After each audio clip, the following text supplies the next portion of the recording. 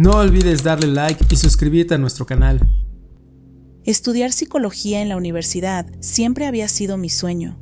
Desde niña me fascinaba la forma en que la mente humana funcionaba, cómo los pensamientos, emociones y comportamientos podían ser moldeados por experiencias, genética y el entorno.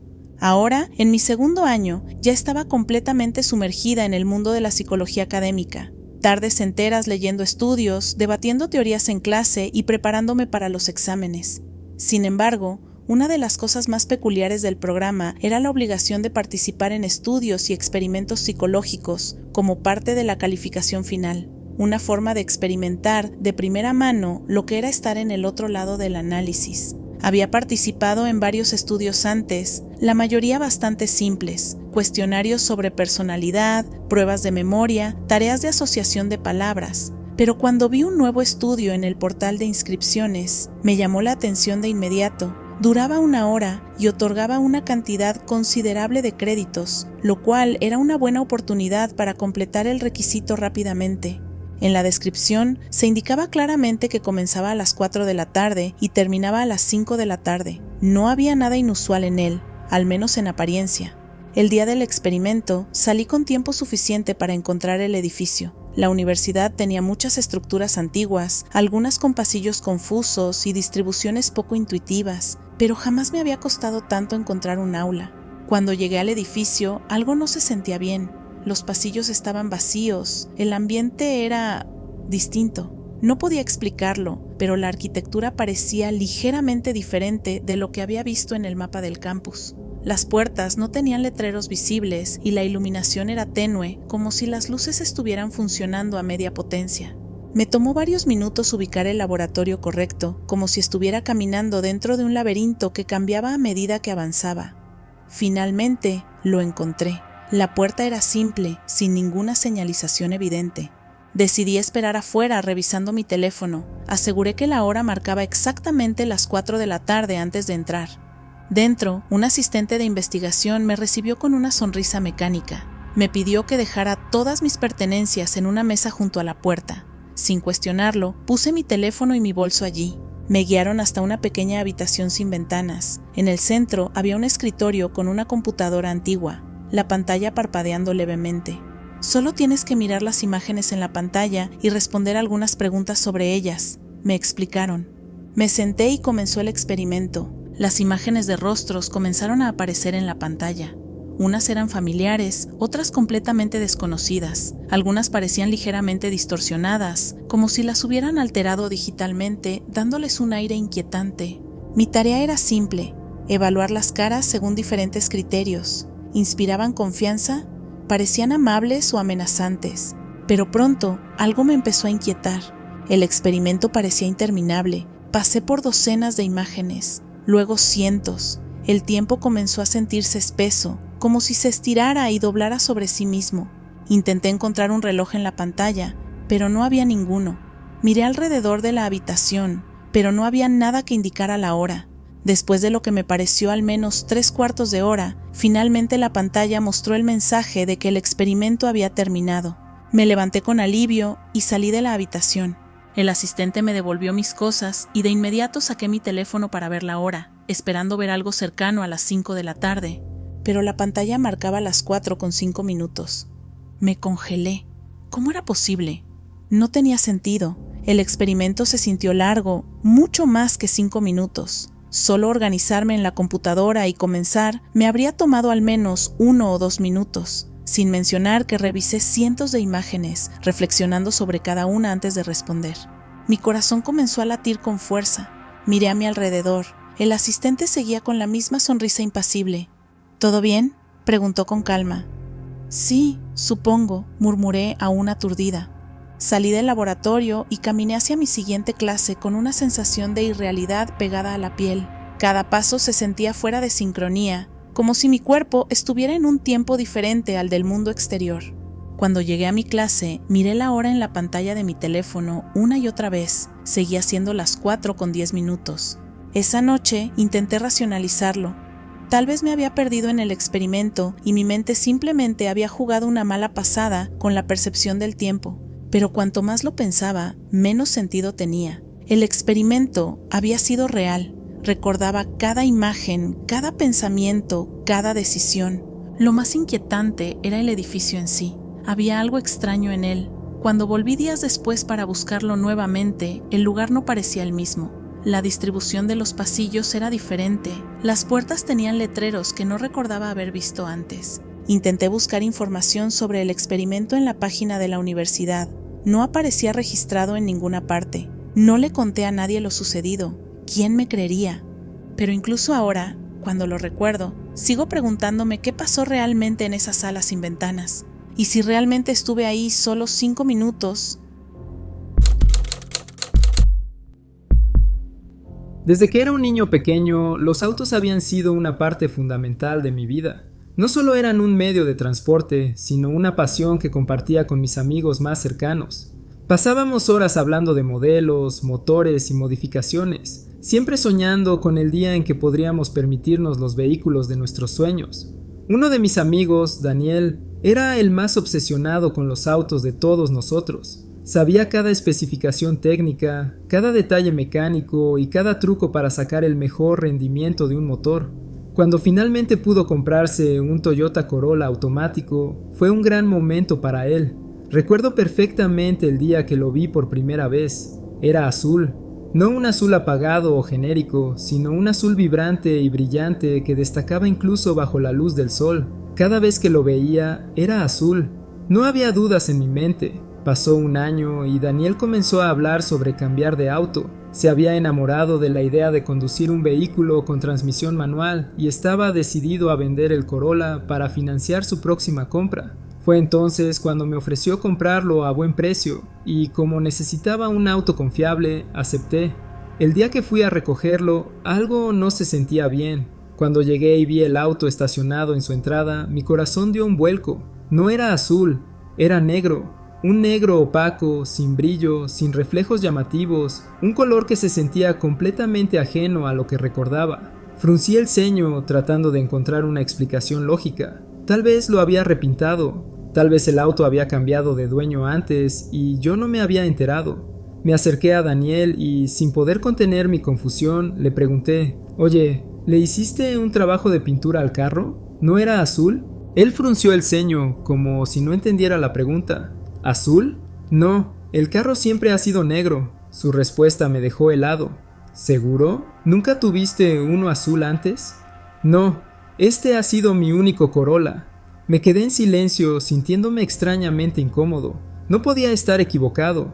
Durante un año entero, cada vez que vi ese auto, lo vi azul. Pero ahí estaba, negro como la noche, sin rastro alguno de haber sido pintado. Sacudí la cabeza, diciéndome a mí mismo que tal vez mi memoria me estaba jugando una mala pasada. No quise insistir más, así que cerramos el trato y me llevé el auto. Un par de semanas después me encontré con otro amigo en común, Marcos, quien también conocía bien el auto de Daniel. Mientras conversábamos, mencioné que había comprado su Corolla. Marcos arqueó una ceja y miró el auto estacionado detrás de mí. «Espera», dijo con una expresión de desconcierto. ¿Ese no era azul? Mi estómago se hundió, sentí un escalofrío recorrerme la espalda. No estaba loco. Alguien más también recordaba que el auto era azul. «Eso mismo pensé yo», exclamé. «Pero Daniel jura que siempre fue negro». Nos quedamos mirando el auto en silencio. Algo no encajaba. Queríamos una respuesta, así que sacamos el registro del auto y revisamos los papeles de seguro. Ahí estaba, en blanco y negro, color del vehículo, negro. Ningún historial de repintado, ningún registro de cambio de color. «Esto es demasiado raro», murmuró Marcos. Decidimos que teníamos que hablar con alguien más que conociera el auto, así que llamamos a otro de nuestros amigos, Luis, que había estado con nosotros muchas veces cuando Daniel aún tenía el Corolla. Quedamos en vernos con él esa misma tarde. Cuando llegó, le contamos la situación. Marcos y yo, convencidos de que el auto había sido azul, esperábamos que Luis también lo recordara de la misma manera, pero su reacción nos dejó aún más desconcertados. ¿Azul?, preguntó con una expresión confusa. Ese carro siempre ha sido negro. Marcos y yo nos miramos completamente perplejos. «No puede ser», susurré. «¿Cómo es posible que tú lo recuerdes negro y nosotros azul?» Luis se encogió de hombros. «No sé qué decirles, chicos. Siempre lo vi negro. Desde ese día no he dejado de pensar en lo que pasó. 3 personas, 3 recuerdos distintos. Daniel y Luis, seguros de que el auto siempre fue negro. Marcos y yo, convencidos de que alguna vez fue azul. No sé si nuestra memoria nos estaba jugando una mala pasada, si hubo algún tipo de alteración en la realidad, o si hay una explicación lógica que simplemente se nos escapa. Pero lo que sí sé es que yo vi ese auto azul, y Marcos lo vio azul. ¿Fue un simple fallo en nuestra memoria? ¿O un error en la propia realidad? No tengo respuestas, pero cada vez que conduzco ese Corolla negro no puedo evitar preguntarme si en algún otro lugar, en algún otro momento, sigue siendo azul.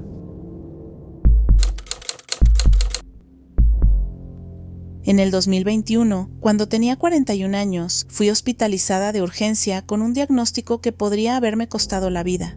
Lo que inicialmente parecían síntomas menores terminó siendo una infección grave en la sangre que además había alcanzado mi corazón, provocando endocarditis. Me esperaba una larga batalla contra mi propio cuerpo. Fueron 6 semanas en el hospital, 6 semanas conectada a antibióticos intravenosos, atrapada en una rutina de análisis de sangre, chequeos constantes y el lento proceso de recuperación. El hospital en el que me encontraba tenía una historia peculiar. El edificio original databa del siglo XIX, con su arquitectura de ladrillo y pasillos estrechos que, según los más antiguos del personal, guardaban sus propios secretos. Sin embargo, yo no estaba en ese viejo hospital. Ese edificio había sido demolido en el 2010 para dar paso a una nueva construcción moderna, clínica, estéril. Nada quedaba de su predecesor más que los archivos y recuerdos de quienes alguna vez caminaron por sus pasillos. O eso creía. A pesar de estar enferma, encontraba pequeños momentos de normalidad en mis días. Cada noche, cuando el hospital se sumía en el silencio, salía de mi habitación, tomaba el ascensor, bajaba y me dirigía a la salida para fumar un cigarrillo. Era un ritual que me ayudaba a sentirme menos como una paciente y más como una persona normal, aunque fuera solo por unos minutos. Las noches en el hospital eran tranquilas. Los pasillos, que durante el día estaban llenos de enfermeros y visitantes, se volvían casi fantasmales después de las 10 de la noche. Me acostumbré a la rutina, a la soledad de mis paseos nocturnos, hasta que una noche todo cambió. Después de terminar mi cigarro, volví al ascensor y presioné el botón para subir a mi piso. Pero en lugar de ascender, el elevador comenzó a descender. Fruncí el ceño. Eso nunca había pasado antes. Quizá algún fallo mecánico, pensé. Cuando llegara al piso equivocado, simplemente presionaría mi botón de nuevo. Pero cuando las puertas se abrieron, supe de inmediato que algo estaba mal. El aire que salió del ascensor era más frío de lo normal. La iluminación era tenue y el pasillo que tenía frente a mí no se parecía en nada a los modernos corredores del hospital en el que había estado internada durante semanas. Di un paso fuera, como si una fuerza invisible me empujara a explorar. Los azulejos del suelo estaban desgastados, con grietas que no deberían estar allí. Las paredes tenían un color amarillento, como si hubieran absorbido el paso del tiempo y los años de desinfectantes. Miré a mi izquierda y vi un cartel sobre una puerta: accidentes y emergencias. Mi estómago se hundió. Eso no tenía sentido. El departamento de urgencias estaba en un piso completamente diferente, muy por encima de donde me encontraba. ¿Cómo podía haber otro accidentes y emergencias en este hospital? El pasillo estaba desierto. No había médicos, enfermeros ni pacientes, solo una hilera de camas con armazones metálicos antiguos, cubiertas con colchones delgados y mantas que parecían sacadas de otra época. Seguí caminando, con la sensación creciente de que no estaba sola. Algo me observaba, pero no había nadie allí. El aire se volvió más pesado, el silencio más opresivo. Y entonces escuché algo, un sonido leve, como el rechinar de una cama al moverse. Me quedé congelada, miré hacia las camas. Una de ellas tenía la sábana ligeramente arrugada, como si alguien se hubiera acostado allí hace solo un instante. Un escalofrío me recorrió la espalda. No esperé para averiguar más. Me giré sobre mis talones y corrí de regreso al ascensor. Cada paso se sentía más lento, como si algo invisible tratara de sujetarme. Golpeé el botón repetidamente, con el corazón latiendo con fuerza en mis oídos. Las puertas tardaron una eternidad en cerrarse. Cuando finalmente subí de vuelta a mi piso, me sentí mareada, desorientada. Miré el pasillo de mi hospital, brillante, limpio, lleno de vida. ¿Había imaginado todo eso? A partir de esa noche evité ese ascensor. No volví a bajar sola, no mencioné lo que había visto. ¿Quién me creería? Pero seguí pensando en ello, en ese pasillo que no debería existir, en ese hospital antiguo que según la historia ya no estaba allí. Semanas después, antes de ser dada de alta, pregunté casualmente a una enfermera sobre el edificio antiguo. Ella se quedó en silencio por un momento antes de sonreír, con una expresión que me pareció forzada. El hospital ha cambiado mucho con los años, dijo, esquivando mi pregunta. Fue en ese momento que supe que no era la primera persona que había visto algo extraño allí, y que, tal vez, el hospital viejo nunca se había ido del todo. Cuando tenía 15 años, mi hermano, que tenía 18, y yo viajamos con nuestros padres un par de horas para visitar a mis tíos en su nueva casa. Era una gran casona de piedra, construida a principios de 1800, ubicada en un pequeño pueblo rural. Habían comprado la propiedad hacía poco y todavía estaban en proceso de renovarla. Para ellos era un sueño hecho realidad, un hogar con historia, con habitaciones amplias, techos altos y una chimenea de piedra que parecía sacada de otra época. Mi familia era unida, aunque cada uno tenía su propio ritmo. Mi hermano y yo compartíamos una relación de camaradería, con las típicas rivalidades de hermanos, pero también con una complicidad que solo se desarrolla con los años. Aunque él era mayor, siempre encontraba la forma de molestarme con pequeños comentarios, pero en el fondo sabía que me cuidaba. Mis padres, por otro lado, eran más tradicionales, siempre valoraban las reuniones familiares y hacían todo lo posible por mantener los lazos fuertes con nuestros tíos y primos. Cuando llegamos, la casa nos impresionó. Los muros gruesos de piedra guardaban el frío del otoño, y en el interior el aroma de la madera recién pulida y la cena que se cocinaba nos envolvió en una sensación de hogar. Mis tíos habían trabajado arduamente para restaurar la casa, pero aún faltaban algunas habitaciones por terminar. Como no habían suficientes dormitorios listos, me asignaron el sofá de la sala de estar para pasar la noche.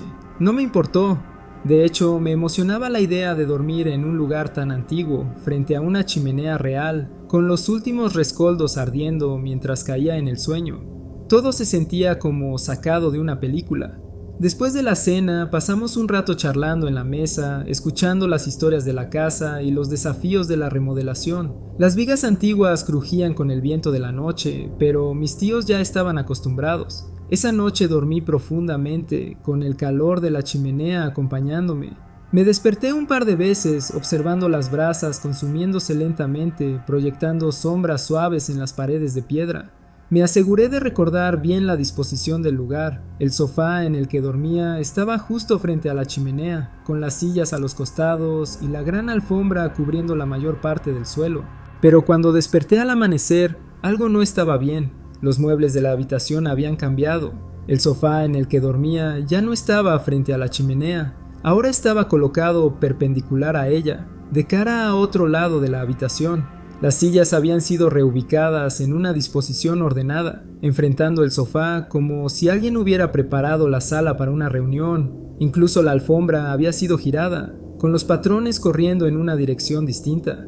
Mi primer pensamiento fue que alguien lo había cambiado todo mientras dormía, pero ¿cómo no había despertado? El aire en la habitación se sintió diferente. Era la misma casa, pero algo en ella se sentía fuera de lugar. Me levanté rápidamente y fui a la cocina, donde ya estaban despiertos mis padres y mis tíos. Mi hermano, en cambio, seguía durmiendo en su habitación. ¿Por qué movieron los muebles mientras dormía?, pregunté, aún con el corazón acelerado. Todos me miraron con extrañeza, se rieron pensando que estaba bromeando. No movimos nada, dijo mi tía, sirviendo café en una taza humeante. Debe haber sido un sueño extraño, añadió mi madre con ese tono condescendiente que usaba cuando creía que exagerábamos. Negué con la cabeza, lo había visto, lo recordaba con claridad. Intenté discutirlo, pero ellos mantuvieron su postura. La sala de estar siempre había estado así, según ellos. Mi hermano bajó poco después, bostezando y ajeno a mi inquietud. Nos sentamos a desayunar, pero yo apenas probé la comida. Hasta el día de hoy no tengo respuestas. Tal vez fue mi mente jugándome una mala pasada. Tal vez la fatiga del viaje y la novedad del lugar me hicieron recordar la habitación de manera distinta. Pero no lo creo. Lo recuerdo demasiado bien. Y lo que más me inquieta es que nunca encontré una explicación lógica. Era como si, de alguna manera, hubiera despertado en una versión diferente de la misma habitación. Cuando dejé atrás el pueblo donde nací, sentí que cerraba un capítulo de mi vida. Las calles empedradas, las casas con sus fachadas envejecidas por el tiempo, el sonido de las campanas de la iglesia marcando las horas, todo eso quedó en mi memoria como un paisaje borroso de la infancia. Los años pasaron, y aunque volví algunas veces, ya no sentía que perteneciera a ese lugar. Mi hogar, mi vida, mis rutinas estaban en otra parte. Sin embargo, en una de esas visitas, algo cambió. Algo que, hasta el día de hoy, sigue persiguiéndome. Aquella tarde regresé al pueblo para visitar a mi hermana, que aún vivía allí. El viaje en autobús fue tranquilo, envuelto en esa monotonía de los caminos rurales donde todo parece avanzar en cámara lenta. Miraba por la ventana, reconociendo los campos, los carteles viejos, los pequeños negocios que parecían exactamente iguales a como los había dejado años atrás. Cuando el autobús finalmente llegó a la terminal, bajé con la naturalidad de quien ha hecho ese recorrido cientos de veces. Pero en cuanto crucé la calle principal, algo me sacudió por dentro. Un chico caminaba en dirección contraria y en el instante en que nuestras miradas se cruzaron, una sensación arrolladora me golpeó el pecho. Lo conocía, pero no de la manera en que uno reconoce a un vecino o a un viejo compañero de la escuela. Era una certeza profunda, visceral. Él había sido importante en mi vida. ¿Pero cuándo? ¿Dónde? No podía recordarlo. Era como si mi mente se resistiera, como si una parte de mí supiera la respuesta, pero la retuviera justo fuera de mi alcance.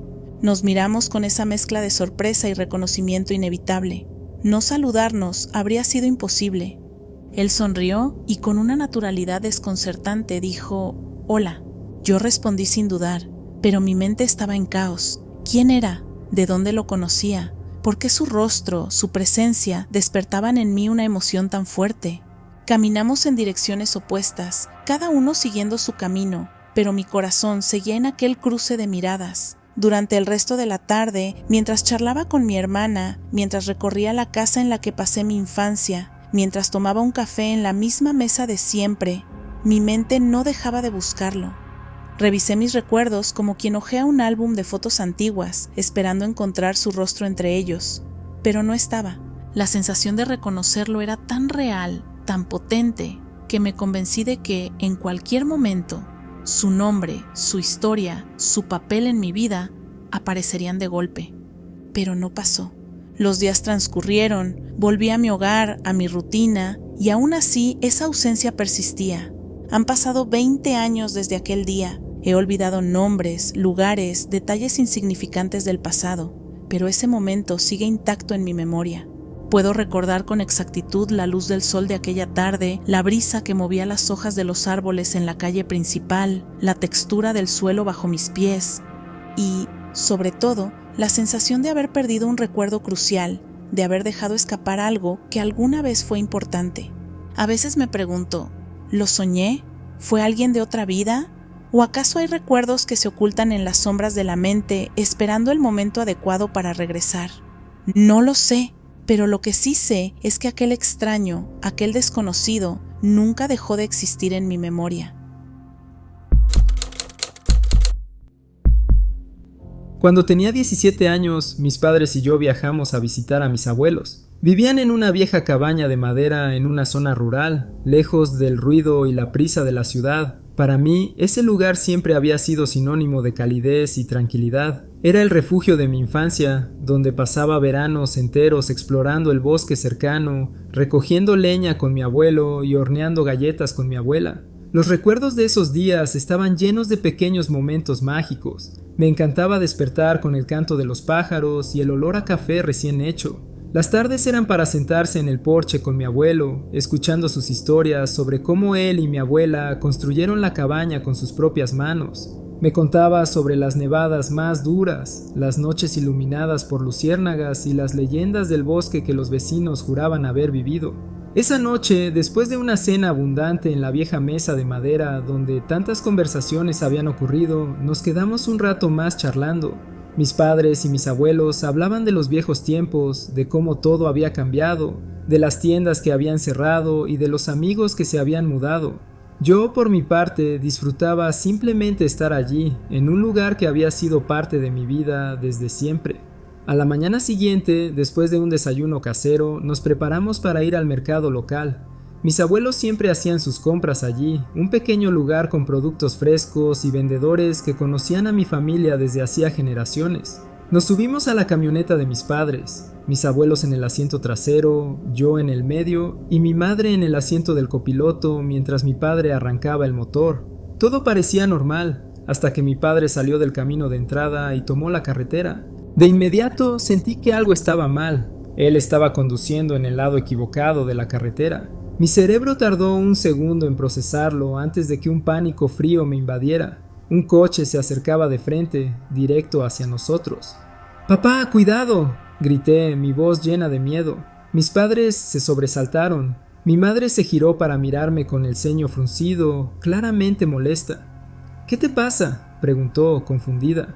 «¿Por qué estás manejando del lado equivocado?», exigí saber, mi corazón latiendo con fuerza. Ellos intercambiaron una mirada de exasperación. Mi padre suspiró, claramente irritado.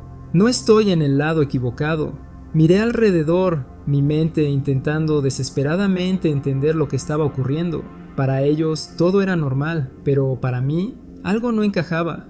Intenté insistir, pero fue inútil. Sus caras mostraban la misma expresión, incredulidad y fastidio, como si estuviera diciendo algo completamente absurdo. Mi abuelo, que siempre había sido un hombre paciente, me observaba con una leve preocupación en los ojos, pero no dijo nada.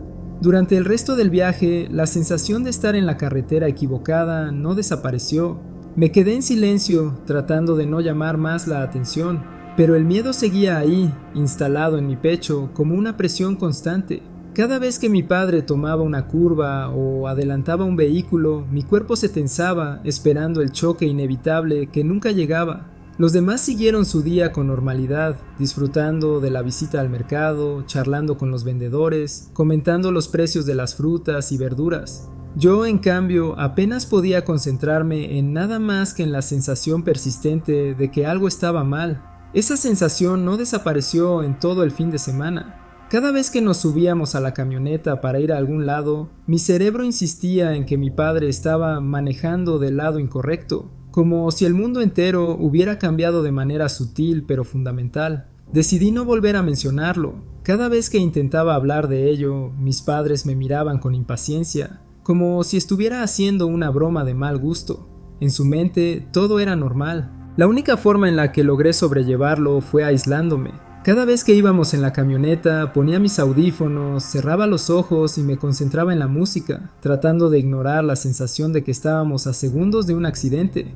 Cuando llegó el domingo y emprendimos el camino de regreso a casa, el malestar aún seguía allí, pero sorprendentemente, a medida que nos acercábamos a nuestra ciudad, comenzó a disiparse. Fue como si algo dentro de mí finalmente encajara de nuevo. Para cuando entramos en nuestro vecindario y estacionamos frente a nuestra casa, la sensación había desaparecido por completo. No había confusión, no había miedo. Todo era normal otra vez. Esa fue la última vez que experimenté algo así. Nunca más volvió a sucederme. Hasta el día de hoy no tengo ninguna explicación. ¿Fue un error de mi mente? ¿Una desconexión momentánea con la realidad? ¿O algo más? Mis padres jamás volvieron a hablar del incidente y yo tampoco lo mencioné de nuevo. Pero en lo más profundo de mi ser, sé que lo que sentí fue real y nunca he vuelto a ver el mundo de la misma manera. Antes de terminar este video, queremos darnos la oportunidad de saludar y agradecer a nuestra comunidad de tenebrosos. Valoramos mucho su apoyo. Cada suscriptor, cada comentario, cada like nos motivan a seguir creciendo y mejorando. Ustedes nos dan la oportunidad de hacer algo que nos apasiona. Y recuerden que si tienen una historia para compartir con nosotros, no olviden enviarla a nuestro correo electrónico que está en la descripción. Nos vemos en el próximo universo.